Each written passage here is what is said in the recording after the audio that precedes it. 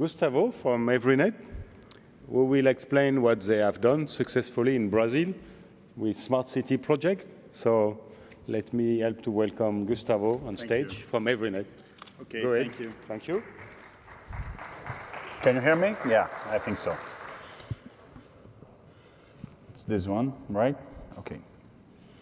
So thank you for the invitation. I'm Gustavo Zarife, country manager for Everynet Brazil. I run the operations in Brazil for the last 5.5 years, and I'm really proud to bring some of the use cases we've been implementing. And specifically today, I'm also representing ST Engineering, which is a great partner we have in Brazil. Lucas Siqueira, the IoT coordinator, could not be present, so I'm going to run the presentation for both of us. Okay? And what we're going to tell here is how we actually are trying to solve, actually Brazil is solving one of the key issues, which is how municipalities can hire technology in the long term. And right now, we have in Brazil what I like to call the perfect storm for IoT. So it's a hot spot, and I would like to invite you to come to Brazil after this presentation. So let's get it on. First, the Smart City Challenge in Brazil, maybe it's not the same that you have in Europe and United States. We are a Latin American country, an in-development country, with more than 2 million citizens. We have a very specific, outdated public lighting park with sodium lights. Our cities, they have strong lack of capability of managing public infrastructure. We have a mess for poles. If anyone has been in Brazil, those are real poles from real cities in Brazil. It's a mess between energy utilities, ISPs, and public lights, municipalities. And we have what we are, unfortunately, what I'd like to call a safety social problem, okay? So our cities, they still are in development cities which have a little bit more violence than what we would like. And why I'm telling this, I'm gonna make the case in a minute. So we fought for years. We tried to find a way of, in our society, to allow the cities to achieve its full potential. And actually, one of the things that it's changing the way IoT and smart cities is being done in Brazil, it's what we call PPP. I'm going to explain to you. So PPP, it's the abbreviation of public-private partnership. Basically, what's happening in Brazil is that the municipalities, they own the public light management. And actually, this infrastructure, this public infrastructure is kept with this public light tax that every citizen pays to the municipality, okay? Actually, it pays to the energy distributor. The energy distributor collects and pays to the municipality. What's happened right now, or a few years ago, is that all the key actors of the Brazilian society, which means government, municipalities, private sector, some of the main banks, they've come together and we created a structured way for municipalities to take that park, that public lighting park, make a private concession for 15, 20 years, and allow private companies to manage all the public lighting systems. And those companies, they actually are getting paid by that tax, so all the risk is taken out. They don't have the risk of not being paid by the municipalities. And actually, this is the way we are starting at a large scale, structured scale, the smart city projects in Brazil. It always starts with public lighting, and that's the first step. But actually, we have already the second step in place. Because once you are there, once you become a concessionaire of one city for 15, 20 years, you have the right to explore additional services. Those additional services, what I'm calling here ancillary revenues, they can give you additional revenues, and you have to share back with the municipality. So you can explore smart parking, you can include air quality sensors, flood sensors. You can actually have a structure legal background to allow the cities to hire new technology. And what I'm telling here this is because we all have seen a lot of nice smart city projects, but how we can really reach a scale, how we can get to the numbers. So this is a way that in Brazil, the country has found to really accelerate that deployment. Here is a phrase of Lucas Siqueira, a sentence, and it's important because they are a very large company in charge of this kind of process. And the key goal here is that the COSIP, the tax, reduces the risk and allow the private segment to apply directly for public services from municipalities, okay? And thinking about the market's evolution, those are real numbers from 2020. At 2020, we have 51 signing contracts in Brazil. For the ones that do not know Brazil, we have almost 6,000 cities, okay? That we're managing 2.4 million lights. Sorry, that's a million missing there. With committed investments of $3.4 billion. This is not only for IoT, of course. Lights, LED lights are included. And we were impacting almost 36 million people. Last December, the market reached 100 PPP contracts. And now the market is aiming, the rumors, the trend is for 1,000 PPP contracts by 26. This is real. LoRaWAN, it's one of the big winning technologies of this market. And this is why I'm here talking to you, actually. So let's make some more content here. And just to talk about Brazil, you all know Evernet. Gabe just make our introduction. But here we are the 5th largest country. Our network in Brazil covers 110 million people, 67% of the GDP. We have American Tower as a key player, our infrastructure partner in Brazil, which is by far the #1 in the country. And today we are finding solid opportunities in water, gas, public lighting, asset tracking, mainly those four. And we are also trying to enter the energy markets and the smart grid markets. Okay, those are the main opportunities we find there. To achieve all those opportunities, we have developed a local, very large and diverse ecosystem. A lot of those logos, this is not exhaustive, a lot of those logos are not known by the whole LoRa Alliance. They are local companies. Some of them I have the pleasure to meet here today at the event. But we do have a very diverse ecosystem there. Also because to work locally in our in Evernet vision, we should have what we call ready for scale status, which means that a solution provider must be able to provide local support, local distribution, have everything that needs to support properly the end users, okay?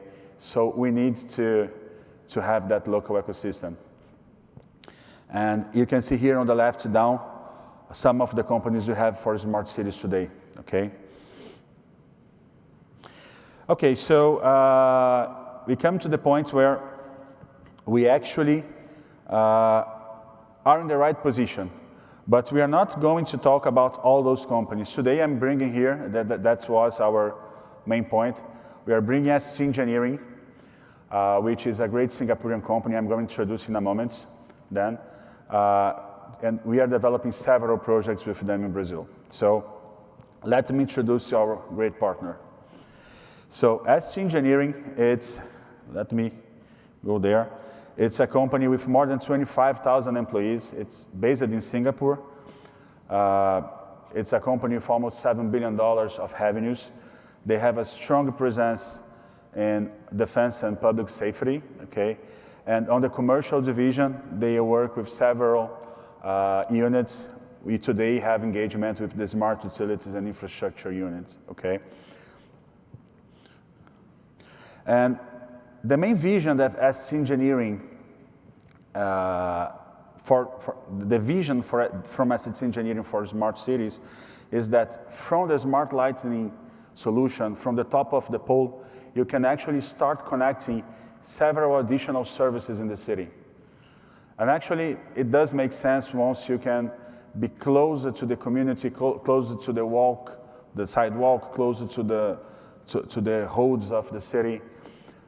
You can use the poles because they're spread all over the town to connect almost everything, okay? This is also very interesting because once you are in the pole, you can actually start working to make upsell on top of the same contract, selling additional solutions, okay? So here we are seeing severage level, parking, smart parking, traffic counters, noise, pollution sensors, waste sensors. So just to make some of those examples. And now I'm going to bring some of the recent projects we have going on right now. They are all real projects, okay? So first, I'm going to bring here Feira de Santana smart street lighting. So Feira de Santana is a city in the state of Bahia. It's a city with almost 800,000 people. It's not here, but it's a large city in Brazil. STC Engineering was selected, it's the last sentence, as a technology partner and integrator for the winning consortium. So actually their role is not only to integrate the IoT solution, but to manage all the infrastructure that are being deployed in the city. We are talking about 6,000 LED luminaires. 25% of those are going to receive in the first wave telemanagement solutions with LoRaWAN. Okay. In that case, we had a partnership together with Everynet and American Tower.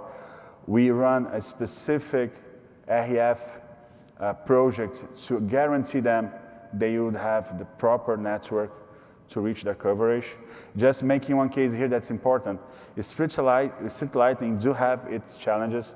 You gotta, by law, make the management of the lights, a lot of lights in a very short period of time. So you gotta orchestrate this turning on and turning off of the lights in a very good sense, in a very organized sense, okay? So we work together to deploy those solutions. They are live. We have more than 99% of SLAs, 99.5 of SLA in the city.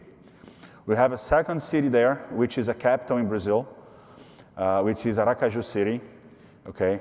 Again, they have 65,000 luminaires, LED lights to change. Around 23% of them have today already implemented telemanagement lights. Same kind of challenge and same kind of success, okay? But then it comes a nice question. Why LoRaWAN? I mean, oh, sorry, this is the features of the solutions of ST Engineering. So they have basically everything that it needs to deliver that solution. But one nice point is ST Engineering does have their own proprietary solution, which is more expensive than our LoRaWAN potential solution.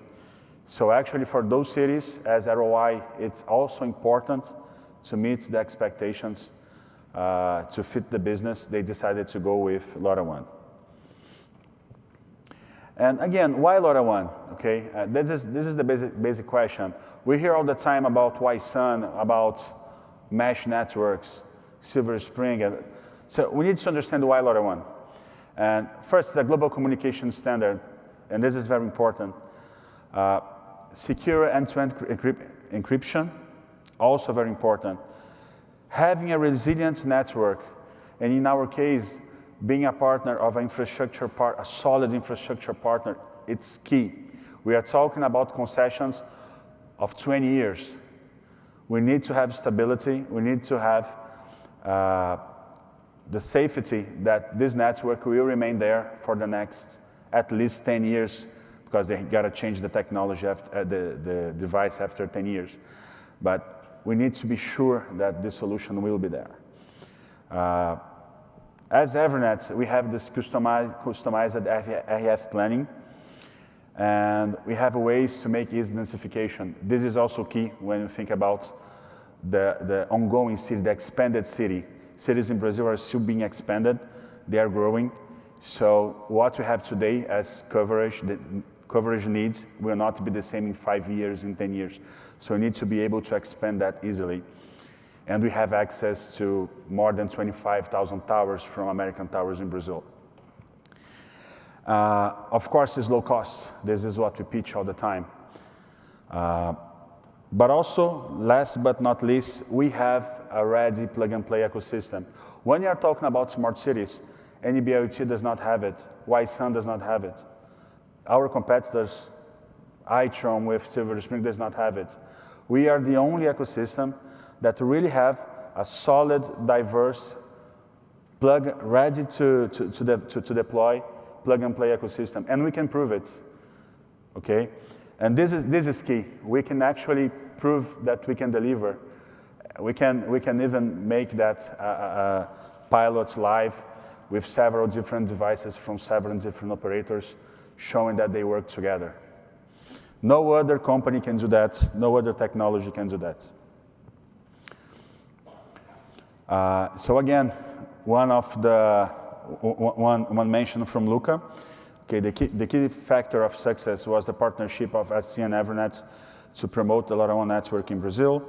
And about the challenges, the main challenge was to provide connectivity properly. Of course, that if you do not reach the KPIs, you have penalties. So for them, it's key to reach the proper KPIs. And when we think about initial improvements and what we can actually see, the first, very simple, it's budget saving for municipalities. Because they are implementing those PPPs, they are now saving money to invest in additional services for the city. The second, it's quite abstract, but it's true and it's strong. It's the perception of well-being. Lights, LED lights, and I know it might seem odd and simple, but when you change sodium lights for LED lights, you're actually giving more quality to the city.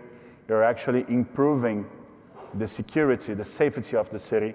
There is a proven correlation of better lighting management and crime tax. Okay, so what you're seeing in Brazil is that all those cities, when they are moving for this new approach, they have a reduction on crime. And this is great because actually we are actually improving and even saving lives, we can say that. I believe soon enough we're going to have the studies, several studies are being conducted to prove that correlation, okay? But the key point here is that this is something that it's not abstract for the population. And again, this reinforces the needs of municipalities to accelerate this deployment, okay? And once we are there, we also are seeing that municipalities, they are already asking us, weather stations. Brazil is a raining country, a tropical country with a lot of rain, landslides. So right now, we are working with several cities to deploy weather stations, flood management control, air quality, noise, waste management, and even landslide, which is critical as well, all under the same PPP contract. So this will shrink the time to market. This will give more stability for us to work implementing smart city solutions. So this is what I have to share with you. This is what we're doing in Brazil. The main point here, this is our contacts, my contact and Luca as well. And I believe the main point here is we have the solutions. I believe now we got to think about how we're going to make municipalities hire our solutions in a large scale. So this is my message. So thank you. If you have questions, okay.